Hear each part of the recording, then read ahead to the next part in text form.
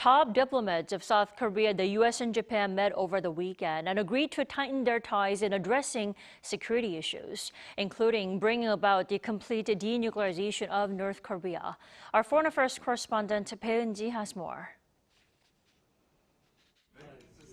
South Korea's foreign minister, Cho Tae-yul, and his American and Japanese counterparts, Rubio and Takeshi Iwaya, met for the first time since U.S. President Donald Trump returned to the White House earlier this year and delivered a strong message that appears to be aimed at China.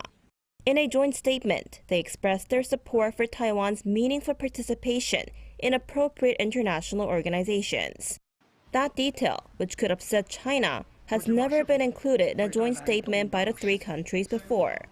This appears to reflect the Trump administration's hardline stance towards China, as Beijing has been making efforts to block Taiwan from joining the United Nations and many other global organizations. At a session of the Munich Security Conference, Foreign Minister Cho said it's only natural for South Korea to keep relations with both the U.S. and China in harmony to best serve its national interests, but added that this is easier said than done. We can continue to improve our relations with Beijing while continue to upgrading our strong alliance with Washington. But particularly when it comes to the security issues, there's a limit to what we can do to accommodate demands from Beijing. The three countries also made it clear in the joint statement that they reaffirmed their commitment to the complete denuclearization of North Korea. This gave reassurance to Seoul, particularly after Trump's comments referring to the North as a nuclear power raised concerns in South Korea, as they led to speculation that Washington could be shifting away from its focus on denuclearizing North Korea.